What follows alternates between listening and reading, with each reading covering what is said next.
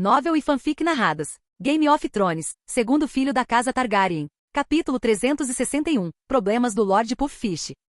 Bitterbridge atravessa o rio Mander, conectando suas duas margens. Atravessá-la leva os viajantes até King's Landing pela Roseroad. Mais do que apenas uma ponte, é também uma fortaleza, mantida pela casa Caswell. Uryth tinha uma vantagem estratégica até que Ned liderou suas tropas para capturar Bitterbridge logo no início. Agora, ele está posicionado do outro lado do rio com forças das Crownlands e parte do exército do norte. O exército do Uryth continua preso na margem ocidental do Mander, incapaz de cruzar, para a frustração de Lord Mace Tyrell. Por 10 anos, Mace foi alvo de ridículo entre os nobres dos Sete Reinos por sua inação durante o cerco de Ponta Tempestade. Agora, mais uma vez, ele se viu liderando um grande exército, apenas para ser bloqueado pelo mesmo rio. Estou condenado a liderar uma grande força e não conseguir nada, assim como fiz uma década atrás? Ele pensou amargamente. Acompanhado por seus guardas, Mace cavalgou até a margem do rio. O Mander era vasto, com mais de 300 pés de largura em seu ponto mais estreito. E Garden ficava rio abaixo, mas Mace nunca odiou as águas escuras do rio tanto quanto agora. A visão do brilhante Mander era linda, com peixes ocasionalmente saltando de suas profundezas, mas seu humor estava longe de ser sereno. Ele havia considerado convocar Randil Tarly, o único homem cujas vitórias já lhe trouxeram alguma glória. No entanto, Tarly permaneceu em Brigavater Keep, e Mace estava perdido. Quais são suas sugestões? Falem, Mace exigiu de seus senhores. Um homem vestido com uma camisa branca justa com uma árvore dourada estampada no peito deu um passo à frente. Era Matisse Rovan de Golden Grove, uma casa nobre cuja linhagem, dizem, remonta ao próprio Garth Greenham. Meu senhor, Matisse começou, talvez pudéssemos cruzar o rio à noite em pequenos grupos. Se tivermos sucesso, isso criará uma oportunidade para um ataque direto. Mace franziu a testa. Mas os homens do Castelo Longtable patrulham aquela área. Vai ser difícil para nossas forças passarem. O Castelo Longtable estava sob o governo da casa Merryweather. Soron Merryweather já havia sido nomeado Mão do Rei, nomeado para substituir Jon Connington. Na época, Owen havia subestimado a rebelião de Robert, descartando-a como uma ameaça menor. Quando a rebelião ganhou força a Aerys em sua fúria, despojou Owen de seu título e confiscou as terras e o castelo da casa Merryweather. Mas depois que Robert tomou o Trono de Ferro, ele restaurou as terras e títulos da casa Merryweather. Agora, o Castelo Longtable, que antes servia a Derrite, estava do lado de Robert na oposição a Viserys. Aos olhos deles, uma vitória Targaryen significaria o fim de sua casa mais uma vez. Após considerar a sugestão de Matisse, Mace balançou a cabeça. Não podemos arriscar, ele disse, rejeitando a proposta. Talvez possamos blefar ou simplesmente atacar de frente. Sugeriu um senhor de meia-idade, enfiando um lanche na boca de seu macaco preto e branco. Mace, normalmente apaixonado por tais palhaçadas, não estava com humor para brincadeiras. Sua frustração transbordou quando ele estalou. Sor Mark. Estamos em guerra, pare de brincar com seu macaco. Sor Mark ficou de mau humor, colocando o macaco em seus braços, mas interiormente amaldiçoou. Você era quem mais se preocupava com ele quando chegamos. De repente, o macaco soltou um grito agudo, contorcendo-se de terror e se enterrando na axila de Mark como se tivesse sentido uma ameaça iminente. Mace estava pronto para repreender a criatura quando percebeu que seu próprio cavalo de guerra estava ficando agitado. A princípio, ele apenas bufou, mas logo começou a bater os cascos descontroladamente. Os outros cavalos reagiram da mesma forma, se remexendo e se recusando a ficar parados. Com algum esforço, os homens conseguiram acalmar os cavalos, mas podiam sentir os músculos do pescoço dos animais tremendo de medo. O que poderia assustar um cavalo de guerra como esse? Perguntou um dos lords, examinando a área. Meu senhor, olhe, um dragão. Outro senhor, envolto em uma capa preta e amarela, gritou. O grupo se virou para onde ele estava apontando.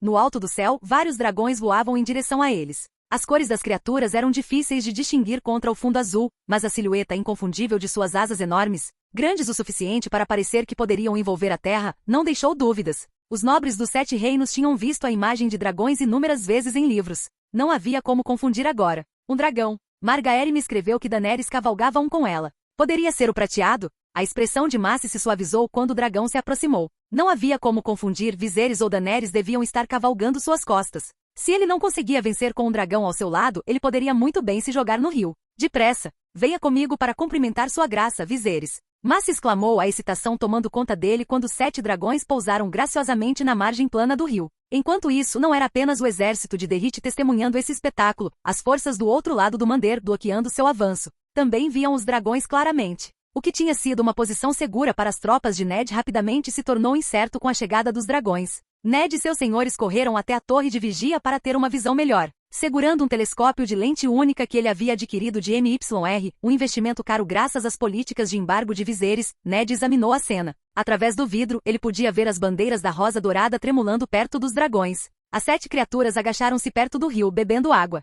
O maior, um dragão amarelo, levantou a cabeça depois de apenas alguns goles para ficar de olho. Ned estimou que ele tinha mais de 12 metros de comprimento, com os outros um pouco menores, cerca de 10 metros cada. Ele tentou localizar Viserys entre eles, mas a ampliação do telescópio não era poderosa o suficiente para distinguir ninguém claramente. Ele, no entanto, reconheceu Mace Tyrell, mesmo a essa distância. Sua distinta túnica verde e figura ligeiramente rechonchuda eram inconfundíveis. Hein? Com quem Mace está lutando? Ned se perguntou em voz alta, tentando entender a situação. Enquanto ele ponderava sobre isso, Rickard Karstark, parado ali perto, falou: Meu senhor, eu prepararei o atirador de dragões. Embora muitos lordes do norte estivessem hesitantes em lutar contra Viserys, Rickard havia chegado com suas forças conforme o comando de Ned. Ned assentiu severamente. Os escorpiões eram sua única esperança de defesa contra as criaturas aterrorizantes. Enquanto Rickard descia a torre de vigia, ele encontrou Jon Umber. Quais são as novidades? Você viu os dragões? Viserys estava com eles? Rickard, claramente nada impressionado, respondeu categoricamente: Ugh. Ele estava frustrado com Jon, que havia trazido menos de 500 homens. Embora Jon tivesse uma desculpa válida, Viserys havia deixado tantos selvagens passarem pela muralha que ele precisava manter homens para trás para se defender deles. Ainda assim foi uma decepção. Pelo menos era melhor do que Rose Bolton, que fingiu estar doente depois que Viserys retomou Dragonstone, enviando seu bastardo com 1000 homens em seu lugar. Na verdade, um terço dos senhores do norte se recusaram a enviar tropas, enquanto o outro terço trouxeram apenas uma parte de sua força. O exército de Ned totalizava apenas 15.000 homens. Mace Tyrell comandava mais de 40.000, embora ele tivesse trazido apenas um pouco mais de 20.000 para o campo. A estratégia de Ned era atrasá-los e enganá-los, mas agora, com dragões surgindo no horizonte, esse plano parecia fadado ao fracasso.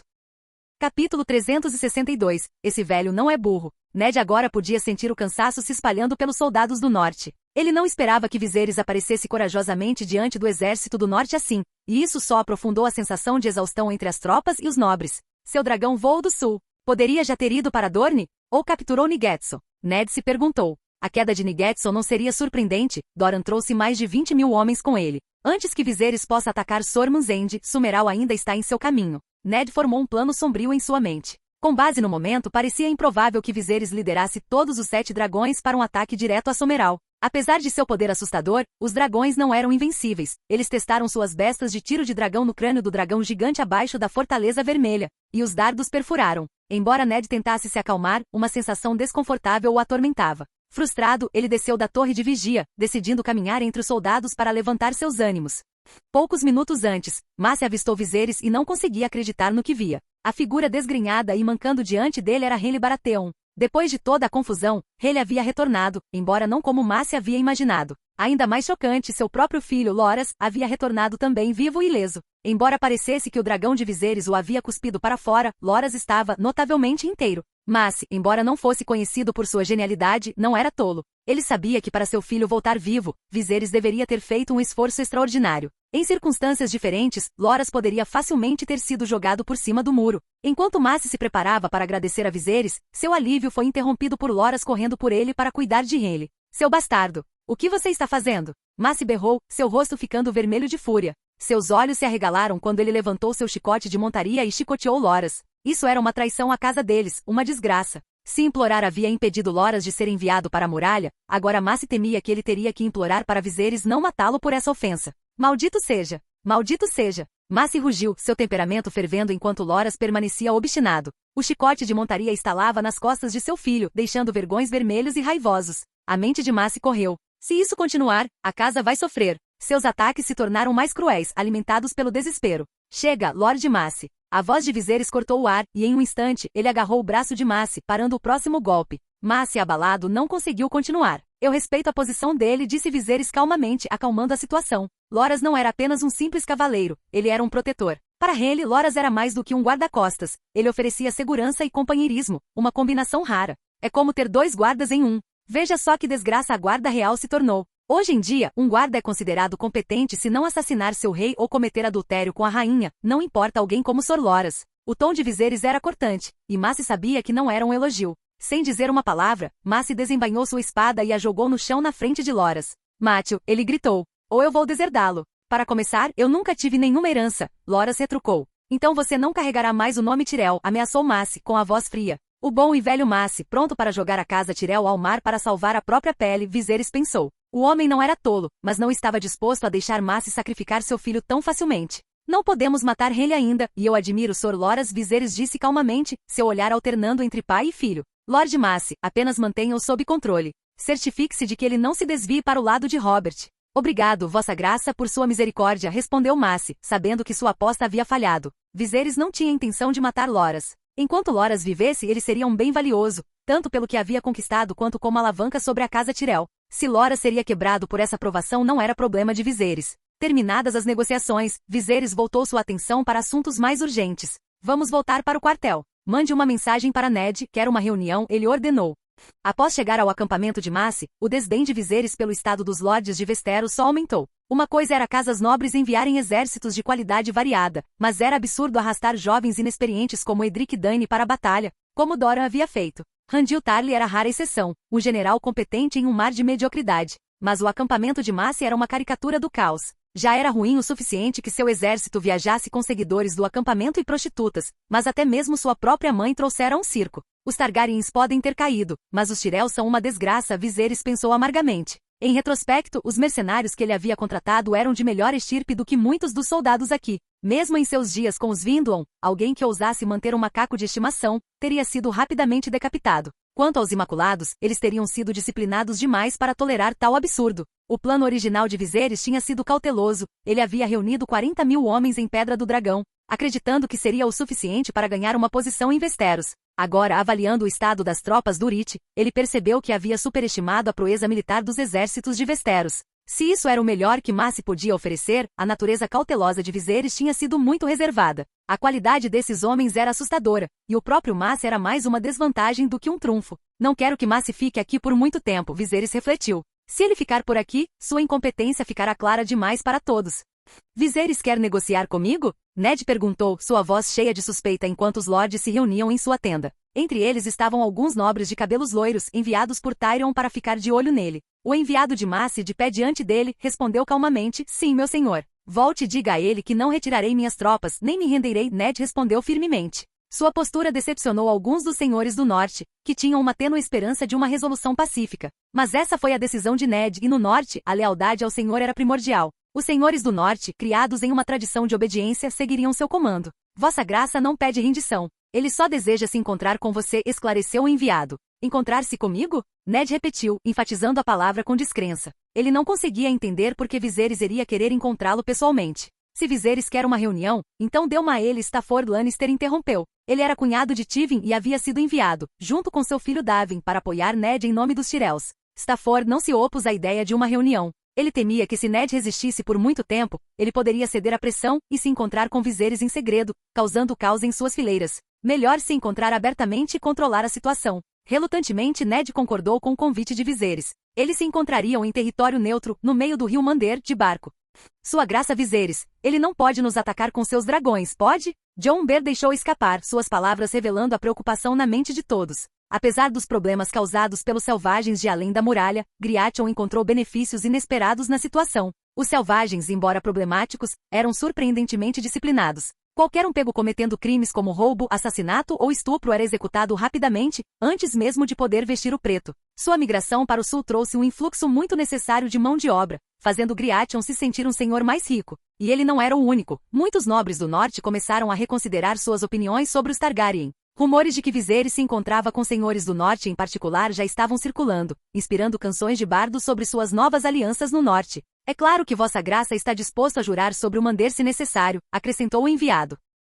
Capítulo 363. O juramento do Mander. A presença do dragão silenciou a terra ao redor do acampamento de Mace, nenhum fazão ou pássaro ousou fazer barulho. O céu da manhã se estendia em um azul profundo, com as últimas estrelas ainda brilhando fracamente. Uma fina camada de névoa se agarrava ao rio Mander, evaporando lentamente na luz do sol nascente. Acampamentos em ambos os lados do rio voltaram a ficar visíveis quando a névoa se dissipou. O dragão permaneceu no chão, deitado preguiçosamente na margem do rio. Viserys estava sentado em um pequeno barco com Mace, Quentyn, Hale e alguns outros nobres de Uryth, remando em direção ao centro do rio. Do lado oposto, Ned e seus companheiros, Stafford Lannister, seu filho Daven, Gryachon Bear e Rickard Karstark, estavam se aproximando lentamente do barco de Viserys. Por que ele quer me encontrar se sabe que não vou me render? Ned se perguntou, incapaz de discernir as intenções de Viserys. Eles estavam muito mais próximos do dragão agora do que no dia anterior, mas Ned duvidava que Viserys tentasse um ataque surpresa. Apesar da presença do dragão, Viserys parecia ser um daqueles homens que prezam suas penas evitando ações precipitadas que pudessem manchar sua reputação.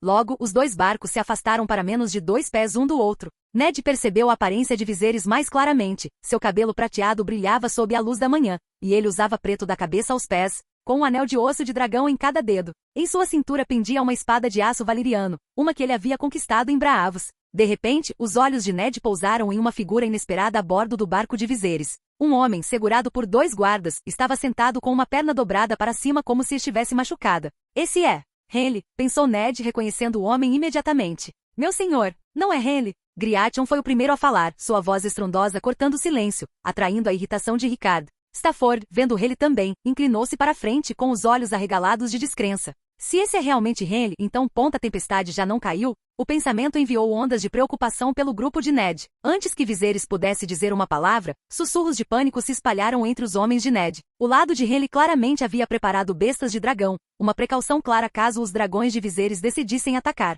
Se isso acontecesse, certamente alguns dragões não deixariam o campo de batalha vivos. Mas como isso havia chegado a esse ponto? Como Henry havia caído nas mãos de Viserys? Viserys, por que Henry está com você? Stafford exigiu, sua voz tensa. Viserys ignorou Stafford, voltando sua atenção para Ned. Lord Ned, não se assuste. Eu ainda não tomei Sormins End. Eu capturei Henry em Summeral. Eu o trouxe aqui para que você pudesse entender o estado atual das Stormlands. E, eu pretendo oferecê-lo em troca da Red Viper. Os olhos de Ned se voltaram para Henry, que estava sentado caído derrotado. Este não era mais o senhor despreocupado que tratava a guerra como um jogo. Henry havia percebido, ao longo de seu cativeiro, o quão brutal a guerra realmente era. O que antes parecia emocionante agora parecia aterrorizante. Foi-se o homem despreocupado que pensava que batalhas eram divertidas. Ele tinha chegado a entender que a guerra era muito mais perigosa do que ele jamais imaginara. Comparado a seus irmãos, Robert, que tinha sido seu ídolo e seu modelo de rei guerreiro, e Santanis, que não tinha o charme e a boa aparência de Robert. Henry nunca tinha compreendido completamente a realidade do combate até agora.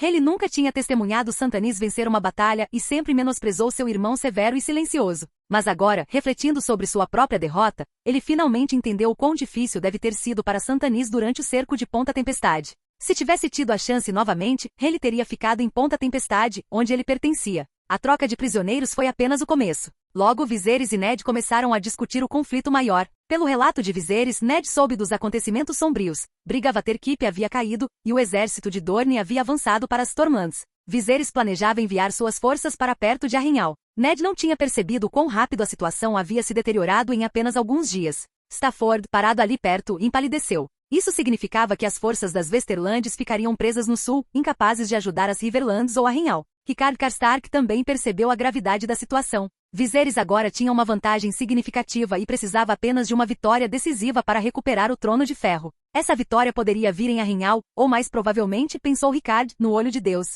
Se Robert não quiser ficar preso em Arrenhal, ele terá que sair e lutar. Rickard entendeu que o tempo estava do lado de Viserys. Não havia necessidade de pressa. Viserys era como um lenhador paciente, cortando lentamente o apoio de Robert. Eventualmente a árvore cairia. Ned, ainda ponderando os motivos de Viserys, finalmente falou. Você está tentando me fazer render? Eu disse a você ontem, não vou. Viserys balançou a cabeça. Não quero sua rendição. Quero fazer um pacto com você. O silêncio de Ned transmitiu sua curiosidade. Que tipo de pacto? Presumo que sua missão seja manter o exército de Jardim de Cima aqui? Perguntou Viserys. Ned assentiu. Minha oferta é simples. Se você liderar o exército do norte de volta ao norte, as forças do Rit nunca cruzarão o Mander. Em troca, eu curarei a deficiência do seu filho. E devo mencionar, o ferimento de Bran está conectado aos Lannisters. Isso é um absurdo. Stafford Lannister rugiu, incapaz de conter sua indignação. Ignorando Stafford, Ned continuou. Você vai retirar o exército do Rit? Que garantia eu tenho? Viserys, ainda ignorando a explosão de Stafford, apontou para o rio. Juro pelo rio Mander, se vocês pegarem o exército do norte e partirem, e se mesmo um soldado do Rit cruzar este rio sob minhas ordens, os Targaryen nunca retornarão a Westeros. Se algum nobre do Rit cruzar por conta própria, liderarei minhas forças para detê-los.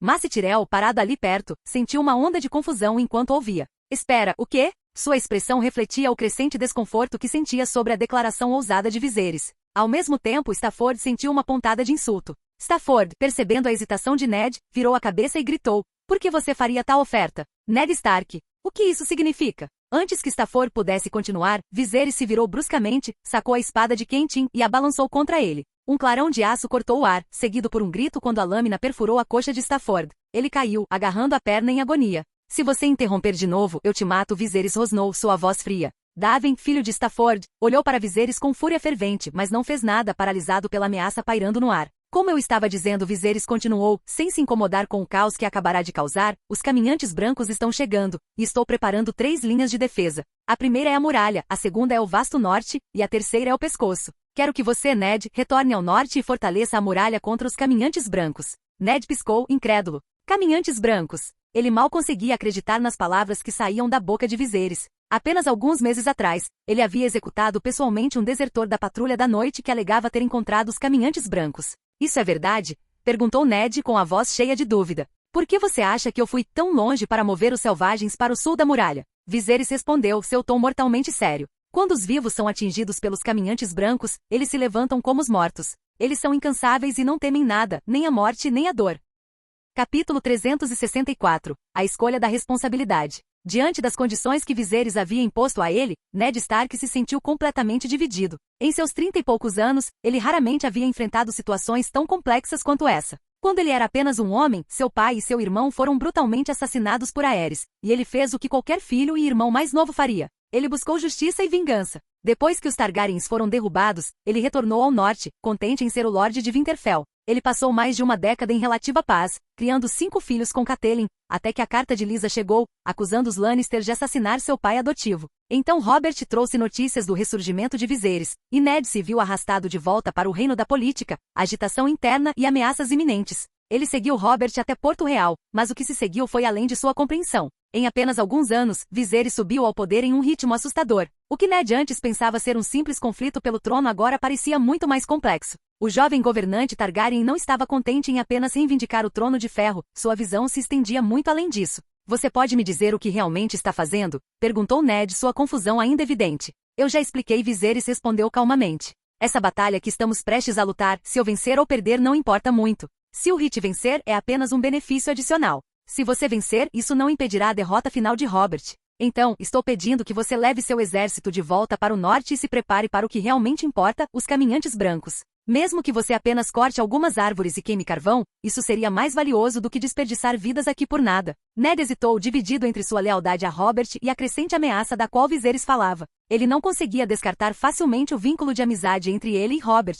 Ned Stark, você vai cometer traição? Stafford Lannister berrou, seu rosto corado de raiva. Você esqueceu quem matou seu pai e seu irmão? O pai dele, o rei louco Aerys. A irritação de Viserys aumentou com as interrupções constantes de Stafford, mas ele se conteve. Eles estavam negociando, e matar Stafford agora só prejudicaria sua posição. Para suportar os fardos de uma nação, é preciso também suportar suas humilhações, ele se lembrou. Ser um governante significava suportar queixas, não importa o quão irritantes. Viserys lançou um olhar frio para Stafford. Você ficará aqui e vigiará. Quando chegar a hora, não pouparei um único Lannister. Suas palavras arrepiaram todos os presentes. Os Targaryens não eram conhecidos por erradicar famílias inteiras, exceto pelo único ato brutal de Aerys durante a rebelião no Vale. Vossa Graça Viserys, Ned começou sua voz firme, eu aconselhei Robert a não destruir sua casa, e agora peço o mesmo de você. Estou aqui apenas para oferecer meu conselho. Ele conhecia a força de Viserys, sua contenção era palpável. Embora jovem, Viserys nunca arriscaria sua reputação por ações impulsivas. Quanto aos caminhantes brancos, eles provavelmente eram reais.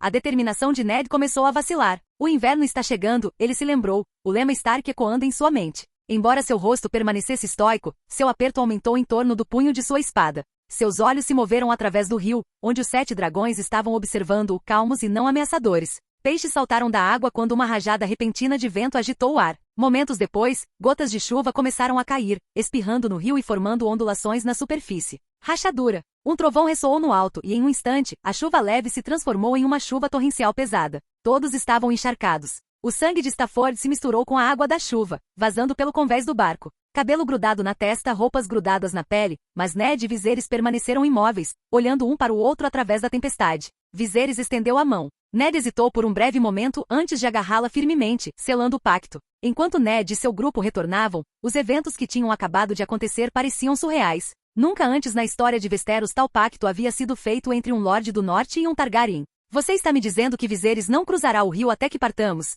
Gryation perguntou a Rickard, ainda processando o que tinha acabado de acontecer. Rickard olhou para Henry, que se recostou fracamente na cabine, antes de responder. Você não entende o peso desse juramento. Se Viserys mantiver sua palavra, isso significa que no futuro, um rei Targaryen pode mudar o curso de uma guerra com apenas um comando. Ele se inclinou para mais perto, abaixando a voz para que Ned não ouvisse. E comparado a Robert, Viserys demonstrou muito mais consideração pelos interesses do norte. Não deveríamos jurar lealdade a um rei como esse? Rickard era impulsivo e teimoso, mas quando se tratava de ler a situação, ele não estava errado. As ações de Viserys restaurariam significativamente a imagem dos Targaryen no norte e restabeleceriam a autoridade da coroa. Durante a rebelião de Robert, quase nenhum nobre do norte questionou sua decisão de ficar do lado de Robert.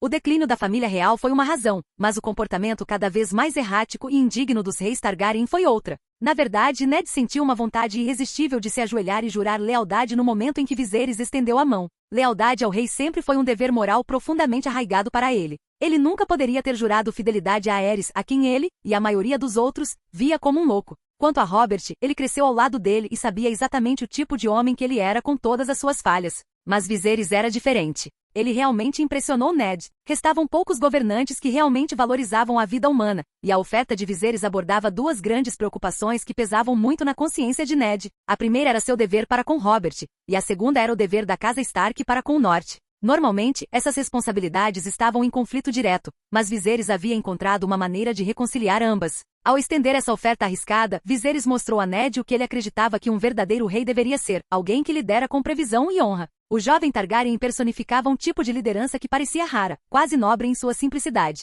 Era convincente. Ned olhou para a figura frágil de Renly, que parecia uma sombra de seu antigo eu. Ele não estava disposto a trocar Renly pela segurança de sua esposa e filhas, mas a víbora vermelha, Oberyn Martell, era uma questão diferente. Oferecer Oberyn como uma troca parecia a única maneira de retribuir a Viserys pela confiança que ele havia demonstrado. Mace Tyrell, no entanto, permaneceu intrigado com a decisão de Ned. Ele não conseguia entender completamente a lógica por trás disso, e sua expressão escureceu com frustração. Lord Mace, Viserys chamou, notando o mau humor do Lord Tyrell. Mace se virou para ele, mas seu rosto permaneceu nublado, o que só aumentou as preocupações de Viserys sobre a qualidade da nobreza dos Sete Reinos. Nos anais da história chinesa, até mesmo um oficial erudito menor poderia superar esses homens, Viserys pensou sombriamente. Eles nem sequer fingiriam resistir. Você deixará alguns milhares de homens aqui, continuou Viserys, mas o resto deve ir para Silveril ou Orvale para suprimir as forças das terras ocidentais. O humor de Mace mudou, e seus olhos se iluminaram com compreensão. Sim. Viserys havia proibido o exército do Hit de cruzar o Mander, mas ele não havia dito nada sobre cruzar a Golden Tree ou a Blackwater.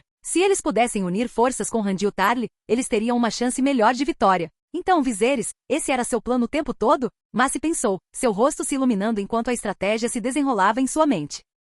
Capítulo 365, Vitória Targaryen. Bitter Bridge foi a parada final na excursão de inspeção pré-batalha de Viserys e Dany. Para retornar a Dragonstone, eles precisariam passar por King's Landing. Quentyn, ansioso para ver a maior cidade dos Sete Reinos do Céu, não teve voz ativa no assunto. Sem controle sobre Virgon, o dragão, a decisão foi de Viserys e Dany. Irmão, poderíamos fazer o que os Cavaleiros Dragões Targaryen fizeram, voar 3 vezes ao redor de Porto Real nas costas de um dragão. Isso desmoralizaria as pessoas. Dany sugeriu das costas do dragão. Viserys hesitou. Tyrion, o duende, atualmente ocupava Porto Real. Se fosse qualquer outra pessoa, a ideia de Dany poderia ter sido adequada. Mas Tyrion era diferente. Ele era conhecido como o Rei dos Truques nos Sete Reinos. Se o dragão fosse usado para intimidar os civis, as perdas poderiam superar os ganhos. A cidade também estava mostrando sinais de fome, e a presença do dragão poderia desencadear inquietação. Não vamos circular King's Landing, mas podemos voar um pouco além da borda, então apenas algumas pessoas nos verão, Viserys finalmente disse. Se apenas um pequeno número testemunhasse a aproximação deles, isso evitaria pânico em massa, e Tyrion não conseguiria fazer muita coisa.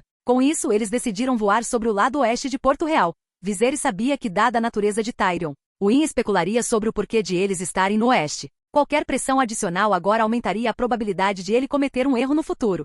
Porto Real, Fortaleza Vermelha. Tyrion agora estava no comando da capital, mas sua posição estava longe de ser fácil. Para garantir a lealdade de Ned Stark, Tyrion colocou Catelyn Stark e suas filhas em prisão domiciliar, uma atitude profundamente impopular. Ainda mais foram os erros cometidos por Robert e Santanis. Robert tolamente rearmou a Faith Militant, uma força que os Targaryen sangraram para suprimir gerações atrás. Era como beber veneno para matar a sede. Mas isso não foi o pior. Depois que Robert se converteu ao Deus Vermelho e destruiu as estátuas dos Sete, a recém-formada Igreja Militante se revoltou nas terras da coroa. Eles ainda não eram uma ameaça letal, mas a agitação estava crescendo e Tyrion sentiu a tensão. Recostando-se na cadeira, uma fragrância tênue chegou às suas narinas. Sentindo a maciez atrás dele, ele a esfregou subconscientemente. Você parece cansado, meu leão, disse Shai, sua amante, parada atrás dele. Embora o encontro deles tenha se desenrolado de forma diferente do que o destino pretendia inicialmente, era estranho como as coisas tinham acontecido. Bron, percebendo a pressão que Tyrion estava sofrendo, sabia que prostitutas comuns não seriam mais suficientes.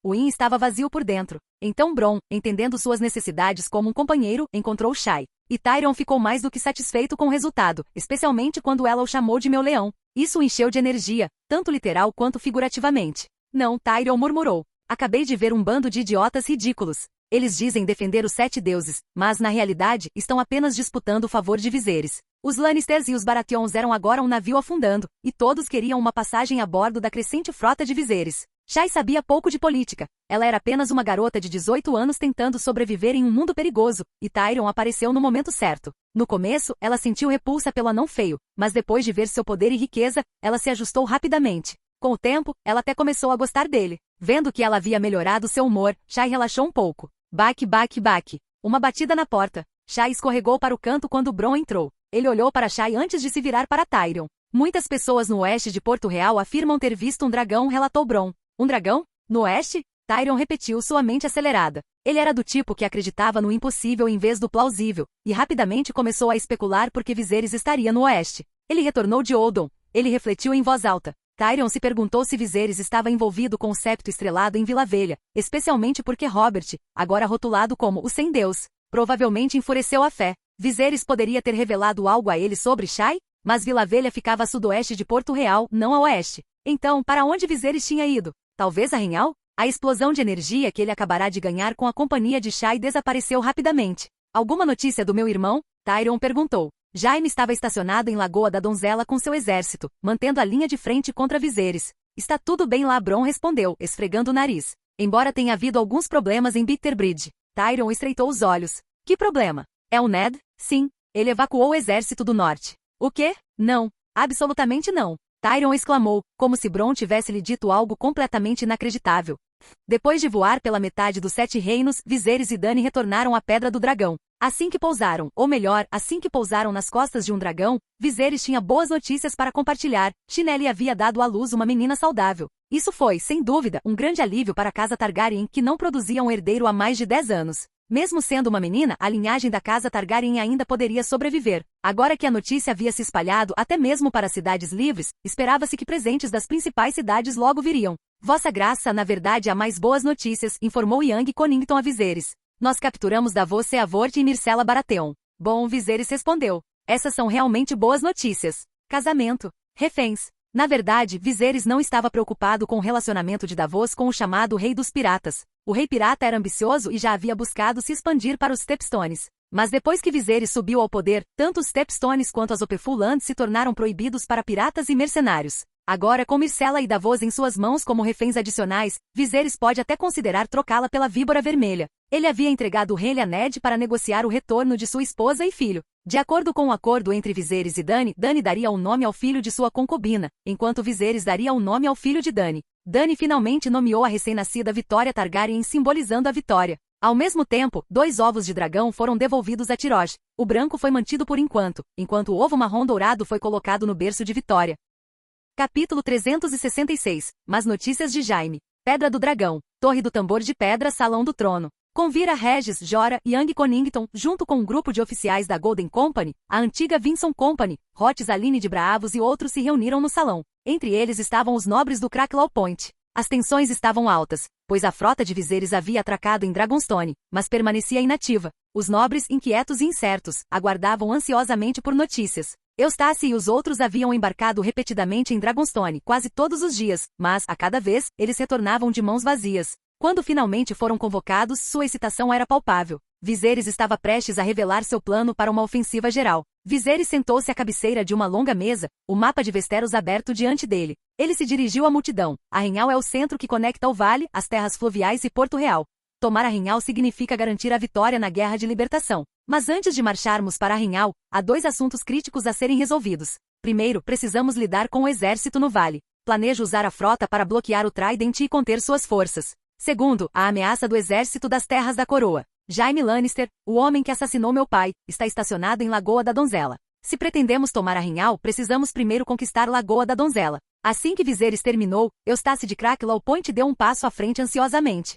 Vossa Graça, deixe-me tomar Lagoa da Donzela para você. Ele não estava sozinho. Um coro de nobres de Cracklow Point surgiu à frente, todos prometendo suas vidas para levar o assassino do rei à justiça. O entusiasmo deles, no entanto, era motivado por mais do que lealdade. Os gigantes que Viserys trouxera de volta da muralha estavam como lembretes silenciosos e imponentes de seu poder. Gigantes de verdade, com mais de 3 metros de altura, fortemente armados e carregando machados enormes. Quando entraram na Torre do Tambor de Pedra, eles flanquearam a sala imóveis como estátuas. A princípio, Eustace pensou que fossem figuras esculpidas, tão imóveis e imponentes eram. Mas a verdade era inegável. Se tais criaturas fossem libertadas em batalha, elas seriam superadas apenas pelos dragões em sua destrutividade. Viserys comandava gigantes e dragões, e Eustace sabia que se não agisse rápido, poderia perder sua chance de ganhar glória. Sem mérito militar, mesmo com o bom equipamento que Viserys fornecia, ele temia a fofoca inevitável que se seguiria. Sr. Eustace, vejo sua lealdade, mas o regicida é um dos meus maiores inimigos, e eu mesmo o executarei. Viserys declarou firmemente. Ele então voltou seu olhar para Hot e Young Connington. Lord Hot e Sr. Connington. Ambos os homens deram um passo à frente em uníssono. Eu ordeno que você lidere a frota e bloqueie o tridente. Nenhum cavalo do vale poderá cruzar o rio. Sim, meu senhor, eles responderam. Viserys então voltou sua atenção para vários oficiais da Companhia Dourada. Sr. Mood e Sr. Tristan, vocês liderarão 5.000 soldados de infantaria e 3.000 de cavalaria Dothraki para afastar as forças inimigas de Porto Real. Sim, meu senhor, eles responderam em uníssono. Viserys se levantou, seus olhos brilhando com determinação. O resto de vocês se juntará a mim para atacar Maidenpool. Maidenpool é famosa por uma casa de banho de pedra chamada Jonkil's Spring, onde tradicionalmente só são permitidas mulheres. A lenda diz que Jonkil's Spring possui propriedades curativas. A rainha Lysane, esposa de Jaehaerys, foi atacada lá uma vez, mas sobreviveu graças à bravura de sua criada. Embora os Targaryen tivessem conquistado grande parte de Westeros até então, eles ainda não eram totalmente aceitos. Costumes como esse persistiram, mas Jaime Lannister, com seu exército de mais de 10.000,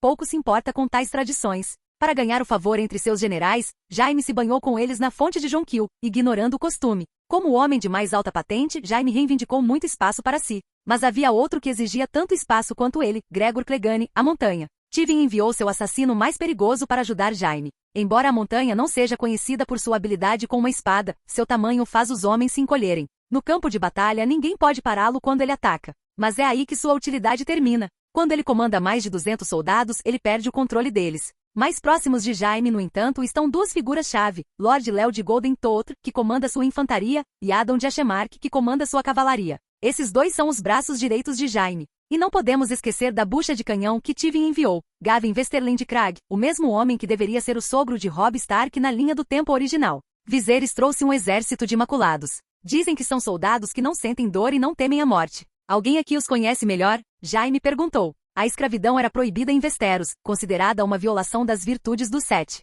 O povo dos Sete Reinos via isso como uma prática cruel e bárbara. Ainda assim, os exércitos das cidades livres, incluindo os Imaculados, ganharam uma reputação feroz. Com o tempo, os Imaculados se tornaram quase sinônimos de força. No entanto, alguns presentes sabiam mais sobre a verdade, como Adon de Ashemark. Se os Imaculados fossem realmente tão poderosos, a Baía dos Escravos já teria conquistado o mundo. No entanto, depois de milhares de anos, eles detêm apenas um pequeno pedaço de terra. Temos 700 cavaleiros habilidosos e 2.000 cavalaria bem equipada. Que exército poderia resistir a isso, muito menos eunucos que nem têm coragem? As palavras de Adon ressoaram em muitos na sala. Os homens, orgulhosos de sua própria masculinidade, estavam relutantes em admitir que os Imaculados, vistos como algo entre homem e mulher, poderiam ser guerreiros superiores. Então, um homem de cabelos verdes, claramente estrangeiro tanto na vestimenta quanto no comportamento, falou. Sr. Jaime, Sr. Adon está certo. Graças à tolice de Viserys, os Imaculados não são mais a força que já foram. Ele era um parente distante de Cambron, e tinha vindo para Porto Real quando Tyrion ofereceu recompensas para aqueles dispostos a caçar dragões. Devido ao seu conhecimento das cidades livres e suas habilidades de combate, ele permaneceu na corte. Ele informou à reunião que a principal razão pela qual os Imaculados não sentiam dor era devido a um vinho medicinal que eles bebiam há muito tempo. No entanto, sob o comando de Viserys, os Imaculados quase pararam de consumir o vinho. Isso não os tornava diferentes de soldados comuns. Além disso, eles não são mais os guerreiros destemidos que já foram. Viserys os instruiu a adotar crianças e passar seus nomes de família adiante. Agora, há cerca de 70.000 a 80.000 filhos dos Imaculados nas cidades livres. Eles até formaram famílias. Ele fez uma pausa, deixando o peso de suas palavras penetrar. Para ser franco, esses chamados Imaculados, por causa da tolice de Viserys, não são diferentes de guerreiros comuns. E devido à castração, eles são ainda mais fracos do que homens normais. As palavras do nobre de cabelos verdes claramente agradaram a Jaime. A propósito, senhorio, qual é o seu nome? O homem sorriu, sentindo a oportunidade. Quando uma pessoa no poder perguntava seu nome, significava que ela estava interessada em você, um sinal de que a escada do avanço havia aparecido. Em resposta a Sr. Jaime, meu nome é Nardak Ghor.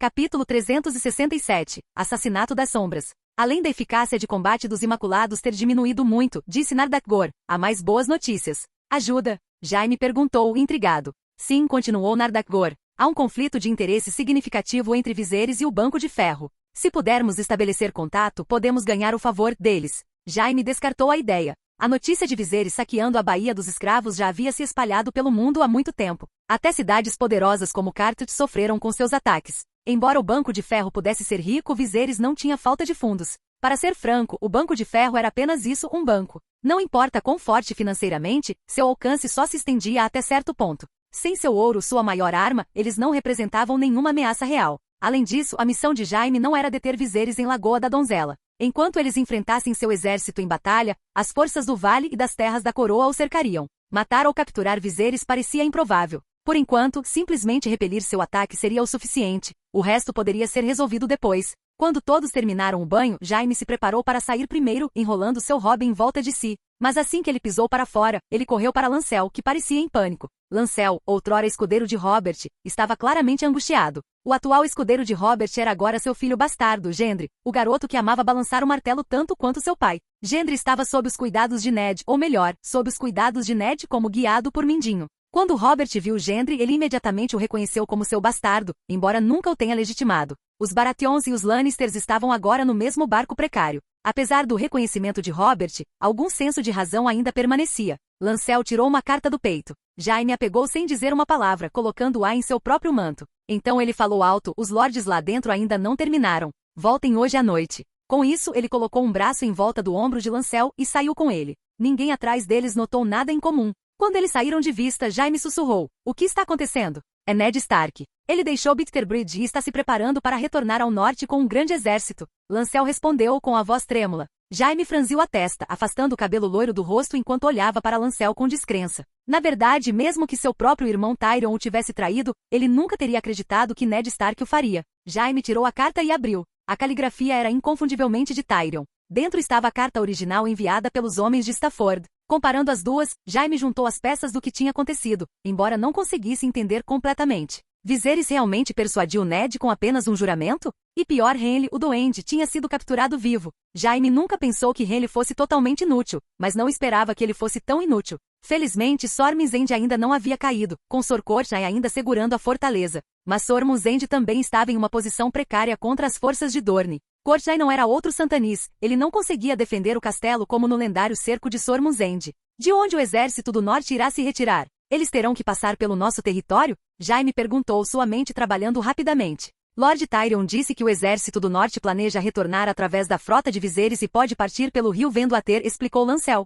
Vendo-Ater. Jaime fechou os olhos, visualizando o mapa dos 7 reinos. O rio Vent ficava a nordeste das Terras da Tempestade, perto da fronteira entre as Terras da Coroa e as Terras da Tempestade. Foi desse mesmo rio que Santanis uma vez lançou sua campanha com o exército das Terras da Tempestade. De Bitterbridge, eram apenas cerca de 10 dias até o rio Vendo-Ater, tempo de sobra para interceptá-los. Mas fazer isso seria semelhante a fazer inimigos do norte. Pelo menos Ned havia cumprido sua promessa a Robert, Jaime pensou com respeito relutante. Droga, as terras ocidentais. Ele murmurou, pensando alto. A troca de Renly por reféns por Ned. Eu nem sequer considerei que enquanto Hit não pode cruzar o Mander, eles poderiam facilmente se virar e atacar a Rinhal, ou mesmo as terras ocidentais. Essa suposta promessa pode parecer desvantajosa para Viserys, mas liberou enormemente as forças do Hit. Robert sabe disso? Perguntou Jaime. Não, Lancel balançou a cabeça. Lord Tyrion só contou a você e a Lord Tywin. Ninguém informou Robert sobre nenhum desses acontecimentos. Lord Tyrion disse que deixaria para Lord Tywin decidir se contaria a Robert.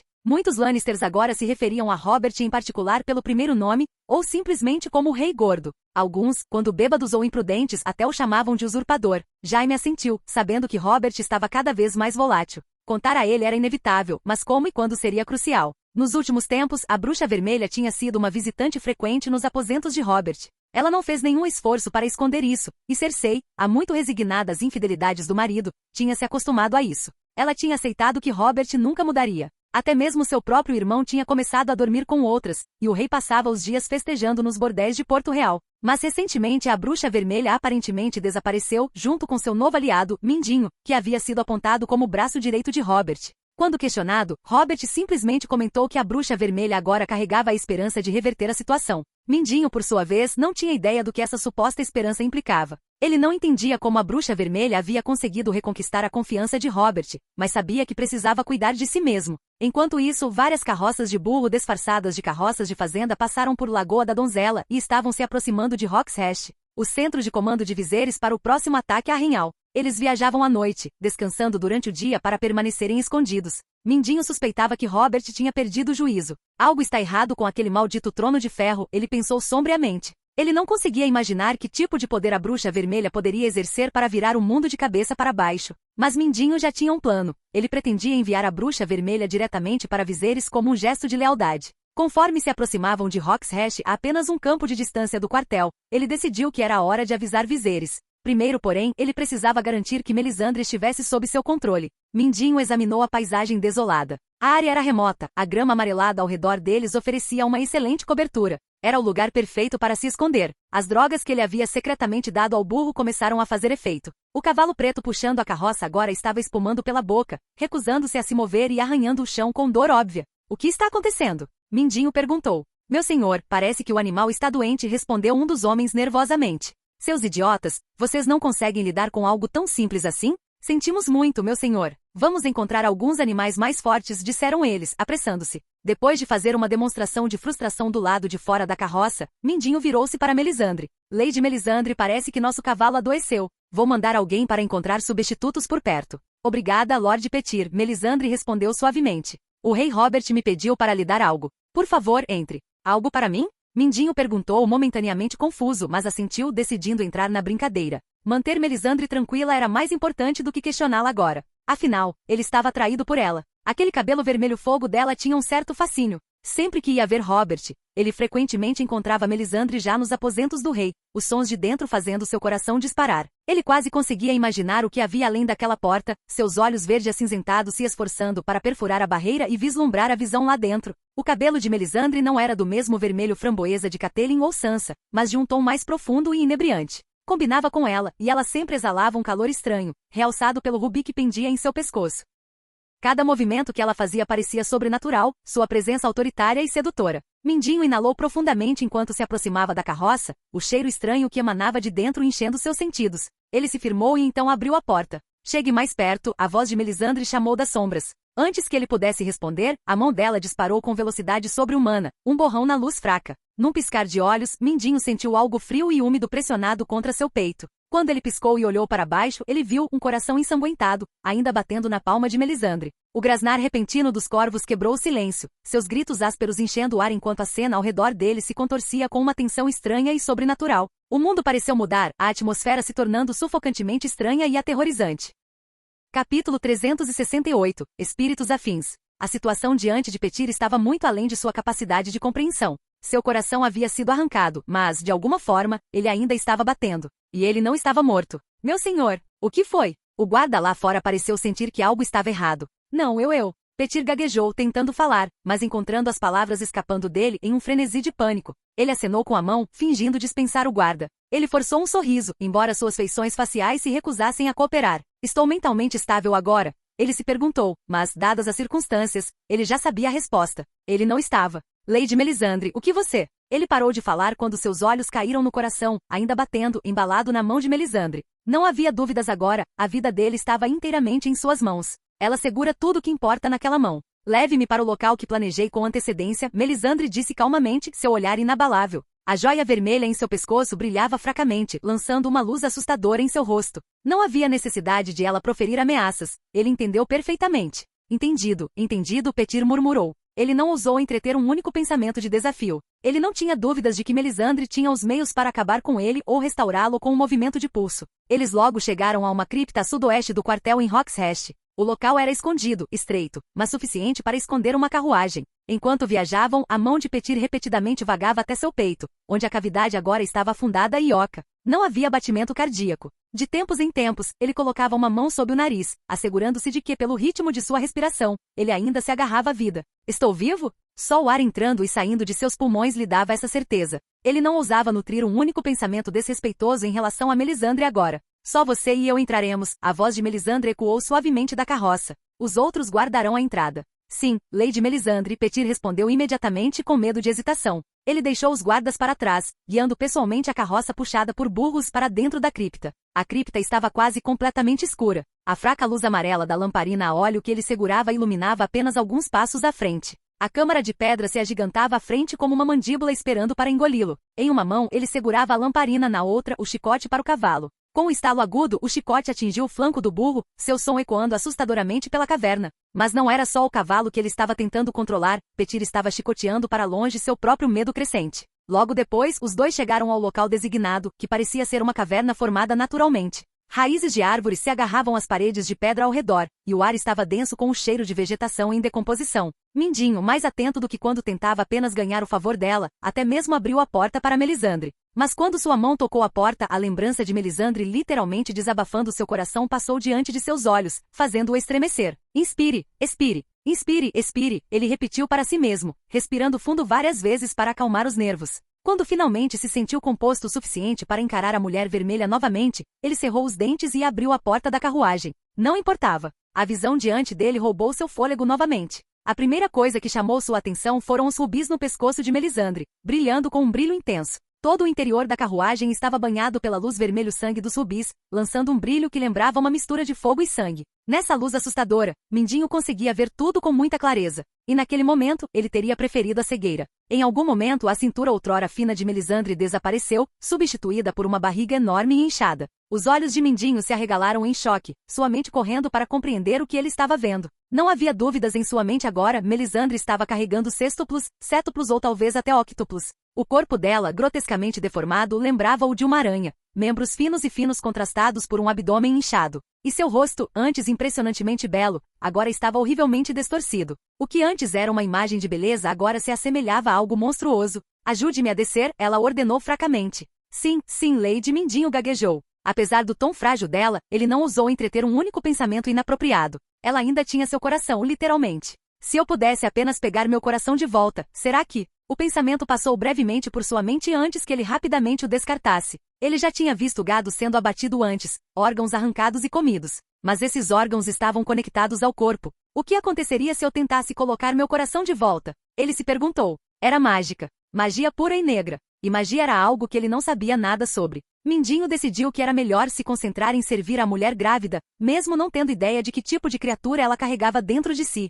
Mindinho segurava uma lanterna em uma mão e apoiava Melisandre com a outra enquanto se aventuravam mais profundamente na cripta. Embora não fosse uma longa caminhada, parecia torturante para Mindinho. Ele podia sentir o calor sobrenatural irradiando de Melisandre, mais quente do que antes, como se sua própria essência estivesse queimando. Pior ainda, sua enorme barriga continuava roçando nele, um lembrete perturbador do que espreitava lá dentro. Esta não é a barriga de uma mulher grávida, ele pensou com estremecimento. É a casca de um monstro. A qualquer momento parecia que alguma criatura iria irromper, perfurando-o com garras frias e afiadas. Logo, eles chegaram a uma laje de pedra limpa. Melisandre, ofegante e suando, decidiu que esta seria sua cama de parto. Mindinho ficou ali, lanterna na mão, enquanto seus gritos de dor ecoavam pela caverna, enchendo o ar com um som diferente de tudo que ele já tinha ouvido. Não era apenas o grito de uma mulher em trabalho de parto, parecia que sua própria alma estava lamentando. O som o enervou profundamente, como se formigas estivessem rastejando por suas articulações, roendo-o por dentro. Ele já tinha ouvido mulheres darem à luz antes, seu bordel tinha visto sua cota de funcionárias grávidas, mas isso era diferente. Os gritos de Melisandre eram sobrenaturais, cheios de uma miséria que era mais do que física. Parecia que ela estava se despedaçando por dentro. Mindinho sentiu seu cérebro tremer, abalado pela pura intensidade do sofrimento dela. Seus próprios órgãos, 4 deles agora com seu coração separado, queimavam como se estivessem em chamas. Tudo o que ele queria fazer era correr, escapar desse pesadelo. Olorim. O grito de Melisandre perfurou a caverna, reverberando contra as paredes de pedra. Ele o arrastou de volta para Winterfell, para o nascimento do segundo filho de Catelyn e Ned Sansa. Ele estava lá, observando de longe. Catelyn não parecia ter sofrido tanto, e o bebê nasceu facilmente. Mas a barriga de Catelyn nunca tinha sido tão grotescamente grande. E o que surgiu de Catelyn foi uma doce menina. Seja lá o que Melisandre estiver prestes a dar à luz, Mindinho pensou, não será humano. Como se para confirmar seus piores medos, duas nuvens negras começaram a vazar por baixo da saia de Melisandre. Mindinho recuou horrorizado, caindo no chão, seus músculos travando no lugar como se suas juntas tivessem enferrujado. Seu corpo se recusou a se mover, não importa o quanto ele quisesse fugir. Suas pernas estavam fracas demais, o medo o paralisara. As duas nuvens negras pairavam no ar, rodopiando e se fundindo. Lentamente elas começaram a tomar forma, formando figuras, duas figuras distintas, impossivelmente familiares. Conforme as sombras se solidificavam, o coração de Mindinho quase parou. Eles se tornaram as sombras de dois homens, Robert e Santanis. Elevando-se a mais de 2 metros de altura, eles pairavam sobre ele como espectros escuros e espectrais. Vossa Graça. Embora Mindinho soubesse no fundo que este não poderia ser o verdadeiro Robert, seus instintos assumiram o controle. Ele assumiu a postura mais respeitosa possível, curvando a cabeça. Mas as figuras sombrias de Robert e Santanis não lhe deram atenção. Eles apenas olharam para ele antes de saírem da cripta como uma rajada de vento. Lá fora, os guardas posicionados perto das criptas sentiram um frio repentino na nuca, enviando arrepios pela espinha. Eles se viraram para olhar, mas não havia nada lá. Descartando a sensação assustadora, eles retornaram aos seus postos, pensando pouco nisso.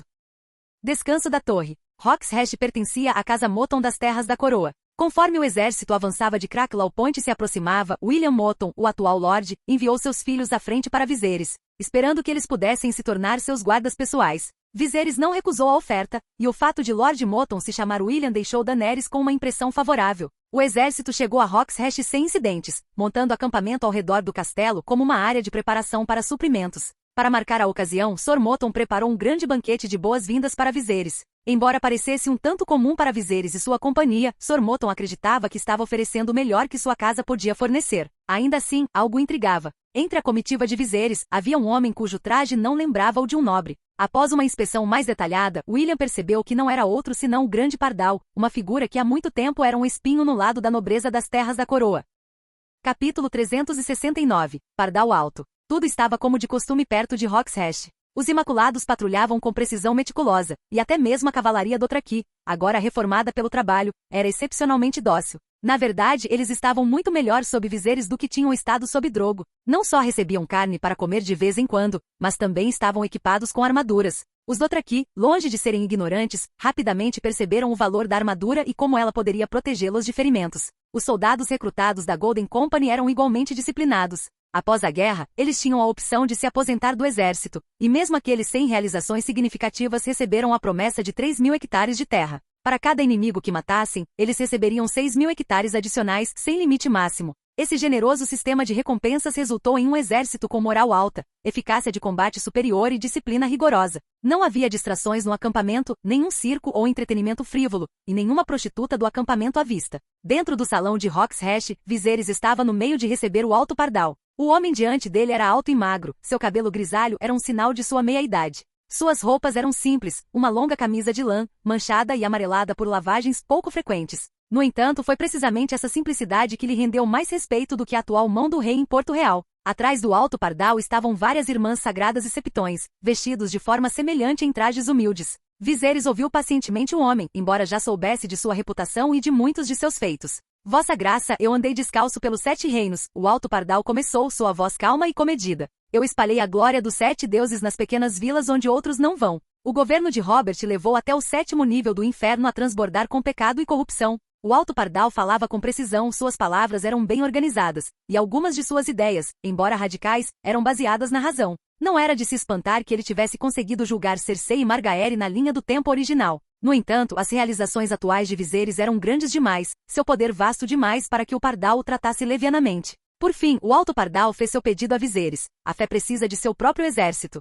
Embora não houvesse cavaleiros dragões na fé militante, o Pardal não via isso como um obstáculo. A verdadeira arma da fé não era o aço, mas o pensamento. E enquanto os cavaleiros dragões Targaryen permanecessem imortais, sempre haveria o potencial para alguns se juntarem às fileiras da fé militante. Com tanto poder, a fé poderia eventualmente desafiar a autoridade da própria coroa. No auge de seu reinado, os Targaryen tinham quase 20 cavaleiros dragões. Se não fosse por Maegor, o Cruel, que havia esmagado o poder da fé, era possível que outros pudessem ter seguido os passos daquele que em um acesso de paixão, voou em seu dragão para se juntar à fé. Mas Viserys nunca permitiria que isso acontecesse. Os Targaryen são os guardiões do 7, como o próprio Septão Fornas admitiu. Acredito que 7 dragões e 200.000 tropas são mais do que suficientes para proteger os 7 deuses. Para surpresa de Viserys, o Alto Pardal, imperturbável, começou a expressar suas opiniões ousadas sobre o papel do Alto Septão. Vossa Graça, o alto septão dos 7 deuses deve ser o verdadeiro porta-voz dos 7. Não deve haver coroa colocada acima dele. Sua voz era calma, mas inabalável. Se a coroa é superior à fé, então os 7 deuses não são reduzidos ao mesmo nível da família real?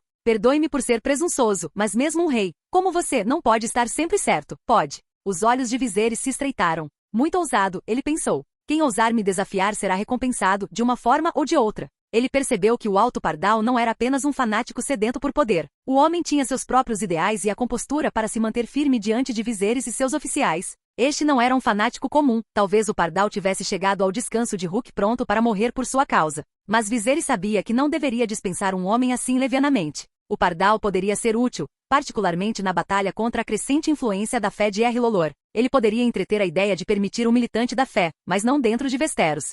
Se um exército da igreja fosse formado, ele teria que operar em outro lugar, nas Cidades Livres, no Mar Dothraki ou na Baía dos Escravos. E ninguém além da família real Targaryen teria permissão para possuir armaduras em particular. Forme seu exército se quiser, Viserys pensou. Mas será uma versão castrada sob meu controle. Ele não prometeria nada diretamente, no entanto. Ainda não. Meu senhor High Sparrow, você levantou um ponto excelente, Viserys respondeu suavemente. Se os reis não estão sempre certos, então me diga, os septons estão sempre certos? A conversa seguiu seu curso, embora poucos no salão estivessem prestando muita atenção ao debate entre Viserys e o Alto Pardal. Os oficiais presentes pareciam mais preocupados com seu próprio desconforto. Sentar-se com a armadura completa, mesmo aço valeriano, estava longe de ser agradável. Viserys e Daenerys, como os outros, estavam ambos vestidos com armaduras de aço valeriano. De tempos em tempos, Dany coçava o pescoço, visivelmente irritada pela coceira que vinha até do metal leve. Sor Jorah observou silenciosamente, perplexo sobre o porquê de Viserys insistir em usar armadura dentro do Rhox Hash.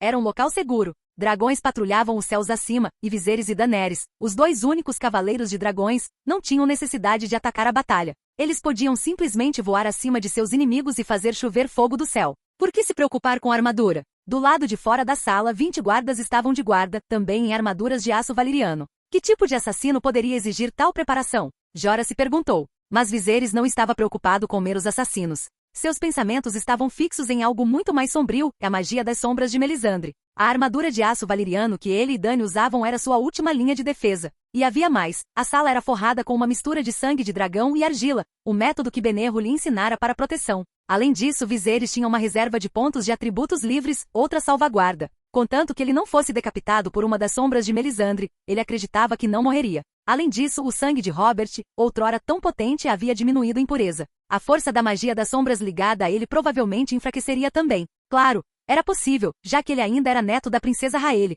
o que significava que o poder de sua linhagem permanecia bastante forte. De qualquer forma, cautela era o caminho mais sábio. Enquanto Viserys e o Alto Pardal debatiam fervorosamente, a cortina da porta de repente se mexeu, como se soprada por um vento maligno. Ela balançou fracamente, como o rabo de um cavalo doente. Momentos depois, 2 figuras escuras deslizaram para dentro. Tome cuidado! Viserys gritou, movendo-se rapidamente para proteger Dany. A sala explodiu em caos enquanto todos sacavam suas armas. Agora eles tinham aprendido a encantar suas lâminas, percebendo que estavam enfrentando mais do que assassinos comuns. Cada lutador cobriu suas armas com uma fina camada de fogo. Viserys adicionou seu próprio poder, acendendo as chamas em fogo negro que rugiu ao longo do aço. Na penumbra, as sombras tomaram forma. A sala ficou em silêncio enquanto seus rostos se tornavam claros. Robert, Santanis, Jorah arfou. Ele já tinha visto os 2 antes, não havia como confundir suas semelhanças. Não entre em pânico. É só feitiçaria. Viserys gritou, mas as expressões frias nos rostos de Robert e Santanis causaram arrepios na sala. Seus olhos estavam vazios, desprovidos de emoção, assim como os White Walkers, focados apenas na matança. Viserys foi o primeiro a atacar, balançando sua espada em Robert. Mas a sombra se moveu com agilidade sobrenatural, evitando seus golpes sem esforço. Do outro lado da sala, Santanis brandiu uma faca curta, avançando em direção a Daenerys com velocidade que combinava com o vento. Dany levantou a mão, convocando um escudo de fogo. O escudo bloqueou Santanis, forçando-o a recuar. Enquanto isso, Robert e Viserys continuaram sua luta feroz. Embora não estivesse claro quão poderosos eram os ataques da sombra, eles eram inegavelmente rápidos. As mãos de Viserys queimavam com chamas enquanto ele invocava dragões de fogo de 1,5 metro de comprimento, que se enrolavam em volta de Robert, prendendo-o dentro de seu círculo de fogo. Viserys rosnou, e os dragões investiram contra a sombra. Cada vez que eles arrancavam um pedaço de Robert, a sombra se regenerava instantaneamente. Mas Viserys era implacável. Ele não acreditava que ela pudesse ser verdadeiramente mortal. Ele aumentou a frequência de seus ataques e lentamente Robert começou a desaparecer. Invocando ainda mais dragões de fogo, Viserys viu seu inimigo encolher. O que antes era uma figura imponente com mais de 2 metros de altura agora estava diminuindo, o fogo corroendo sua forma. Dany, vendo o sucesso do irmão, seguiu o exemplo. Embora invocar um dragão completo fosse difícil para ela, ela conjurou uma coruja flamejante com facilidade. Logo, a sala estava cheia de criaturas cuspidoras de fogo, dragões e corujas circulando às sombras de Robert e Santanis, queimando seus corpos etéreos. As sombras começaram a encolher ainda mais sob o ataque implacável. O Alto Pardal, parado no canto, ficou estupefato. Seus olhos iam de Viserys para Daenerys, incapaz de compreender a visão diante dele, as chamas, as sombras, o poder absoluto que esses Targaryens comandavam. Tudo parecia surreal, como uma cena de um sonho.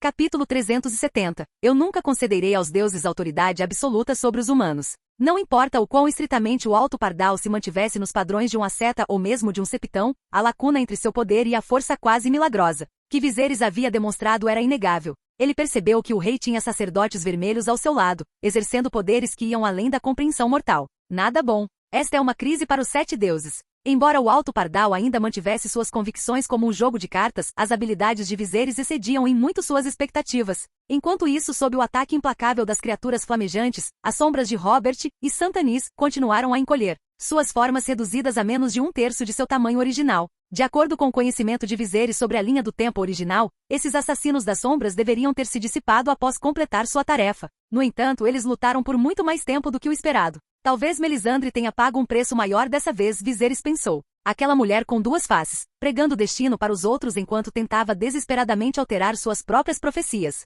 Os assassinos das sombras, agora pequenos e enfraquecidos, pareciam tremer de medo. Eles começaram a recuar, claramente pretendendo fugir. Apesar de serem contidos pela magia de fogo, eles se moviam com velocidade alarmante. Percebendo que não poderiam machucar Viserys ou Daenerys, as sombras viraram e tentaram escapar por uma janela próxima, mas eles colidiram com uma barreira invisível. Algo invisível bloqueou seu caminho. Então o sangue de dragão e a lama realmente funcionaram, Viserys observou com satisfação. Aproveitando o momento, ele se lançou para frente, agarrando as sombras de Robert e Santanis em suas mãos. Chamas surgiram de seus punhos, envolvendo as formas sombrias. Elas começaram a derreter, dissolvendo-se como gelo sob um sol quente. Conforme as sombras negras diminuíam ainda mais, elas eram reduzidas ao tamanho de meros trapos. Finalmente, incapazes de manter até mesmo sua forma básica, elas desmoronaram completamente e se dispersaram no nada. A sala estava silenciosa, todos ainda se recuperando do encontro aterrorizante. O Alto Pardal, em particular, estava congelado, visivelmente abalado. O que ele tinha acabado de testemunhar parecia mais um milagre do que qualquer poder terreno. As 2 sombras, manifestações do mal, tinham sido vencidas diante de seus olhos. Lorde Alto Pardal, Viserys falou, quebrando o silêncio, você mesmo viu. Os rostos daquelas sombras pertenciam a Robert e seu irmão. Eu confio que você deixará mais fiéis saberem a verdadeira natureza do falso rei. O Alto Pardal hesitou por um momento, lutando para processar os eventos. Lentamente ele começou a se acalmar, embora a situação ainda fosse difícil para ele compreender. Naturalmente, ele disse após uma pausa, Robert era um deus abandonado. Não é nenhuma surpresa que algo assim tenha ocorrido. Ele gesticulou para as irmãs sagradas e os septões atrás dele, buscando alguma aparência de compostura. As pessoas que eu trouxe são todas devotas crentes dos 7 deuses. Elas testemunharão esse ataque descarado, declarou o Alto Pardal, sua voz firme, mas tingida de desconforto. As irmãs sagradas e os septões presentes se recuperaram lentamente do choque. Eles tinham vindo com a firme intenção de convencer Viserys a atender às suas exigências, mas a demonstração de seu poder abalou sua confiança. Nenhuma vida foi perdida, mas a batalha que eles tinham acabado de testemunhar estava longe de ser agradável.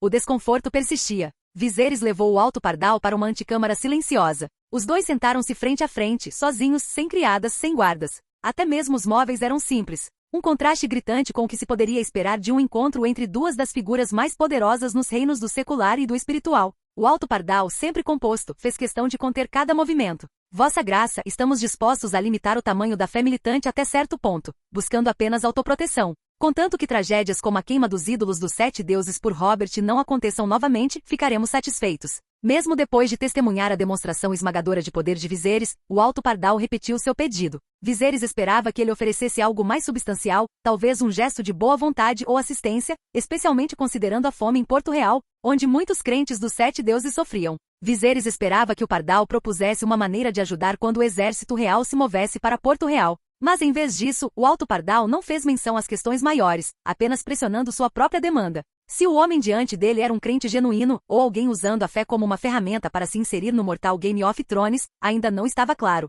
Mas Viserys sabia que com suas décadas de experiência em alcançar as bases, o caráter e a força de vontade do Alto Pardal eram formidáveis. Confrontá-lo de frente seria exaustivo, talvez até perigoso. Matá-lo imediatamente arruinaria a delicada situação política que Viserys tanto trabalhou para criar. Meu senhor, disse Viserys pensativamente, inclinando-se para frente, você já ouviu falar da longa noite e dos caminhantes brancos? O Alto Pardal franziu a testa, olhando para Viserys com os olhos semicerrados. A princípio, ele pareceu desdenhoso, afinal, tinha pouco a ver com a fé dos Sete. Mas algo na gravidade do tom de Viserys o fez parar. Não era conversa fiada. Lentamente ele assentiu, curioso para ouvir mais. Prevejo que dentro de 7 ou 8 anos, o muro que protege os 7 reinos cairá, disse Viserys gravemente. Quando isso acontecer, espero que todos nós possamos nos unir contra a ameaça que se aproxima. Se você realmente deseja expandir a influência da fé dos 7, você deve reconhecer que, nesse aspecto, seus seguidores são muito superados pelos sacerdotes vermelhos. O Alto Pardal agora entendia claramente a mensagem de Viserys. Ele ainda não havia provado seu valor. Além disso, Viserys não o via como forte o suficiente para ganhar o que desejava.